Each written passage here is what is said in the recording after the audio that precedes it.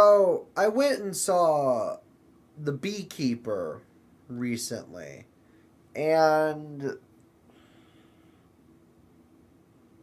I don't know why, but throughout this entire film, I kept just thinking to myself, oh, this is just John Wick, but with Jason Statham in some alternate timeline.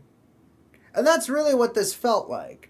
It had like a lot of really eerily similar notes to like the first John Wick film, but just with Jason Statham. So, also, very little bees in this movie for a movie called The Beekeeper. Lots of metaphors about bees, lots of analogies about bees, but very little actual bees. So, except for like I think one scene. So, eh. But anyhow, how's the movie?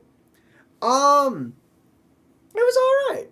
So, I got to go see it because of a T-Mobile Tuesday code for like $5.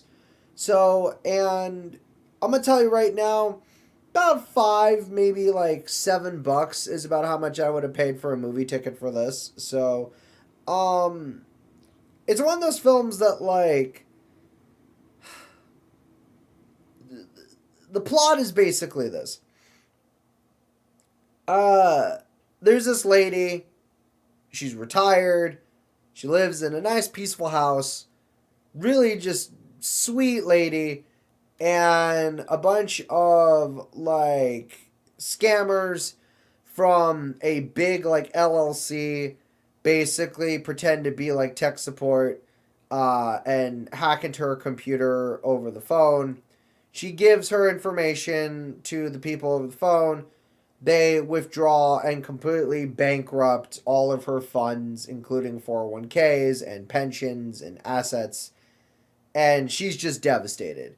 Um, then, without spoilers, said character is no longer with us.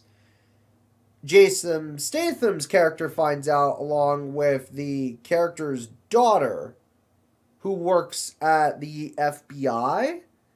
And, they have this kind of like, oh, you did this. No, you did this sort of back and forth. But, like, they resolve that really quickly, which is good. And then Jason Statham's character really starts to open up himself and be like, oh, I'm not who you think I really am. And so he's just a beekeeper. He's just someone that does like grounds work, right? No, it turns out he's a professional, like, I don't even want to call him an assassin. Because that's not even really the case here with this film. It's more like he's just a guy that, like, if you just need, like, someone professional to go out and get revenge on someone, that's what Jason Statham's character is. But what makes the movie interesting isn't the very sort of like simple concept. It's what they do with the concept and how they like how it all plays out. And so obviously it's an action movie. Obviously it's like a complete like, explosion, guns, knives, sort of popcorn film.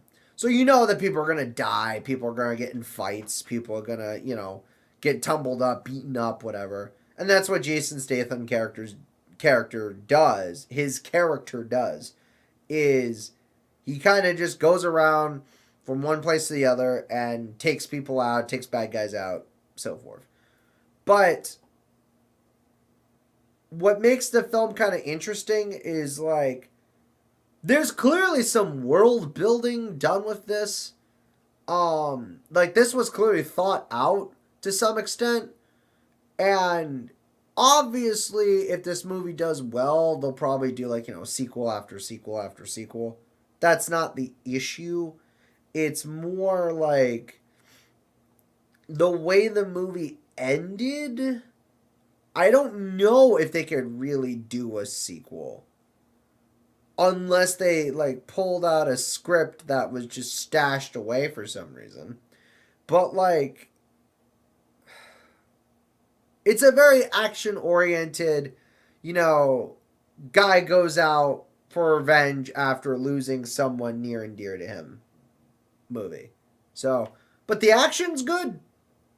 The action's pretty good, not gonna lie. I mean, I liked a lot of the creative ways that his character takes revenge and, gets everybody. I like the sort of world building that happens with sort of the geopolitics of why he's a beekeeper and who the beekeepers really are, and that they're like part of this group actually, and it's like a whole thing. So, which is really cool. And then just on top of that, like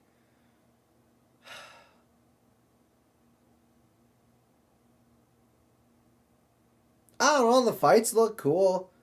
This was just a good like turn your brain off kind of film. It wasn't anything like groundbreaking. It wasn't anything like brand new and like a fresh concept. This was more like a small recoat of paint, basically. So, if you like those movies like the Taken films or Rambo or John Wick or any of those or the Equalizer or anything like that where it's just like action, violence and revenge for the sake of it, you'll enjoy this. So, um but I liked it overall. Would I go see it again? Probably not. Unless I wanted to like watch it on streaming or maybe rent it with a friend, but like was it good?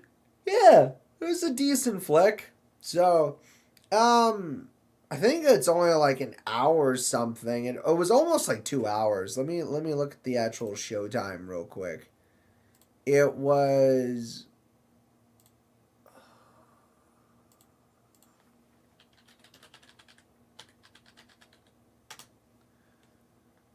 it was about an hour 45.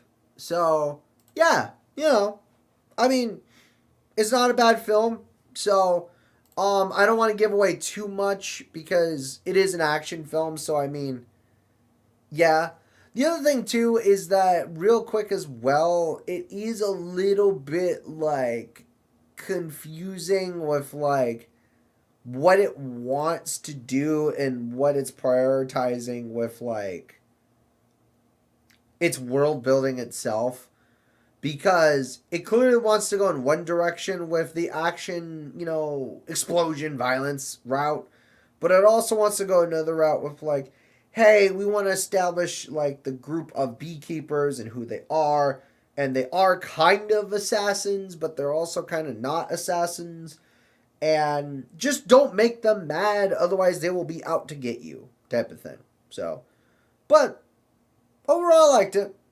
So I didn't hate it. So it was decent. Worth checking out if you got some spare cash. So, and yeah, that about does it. See ya.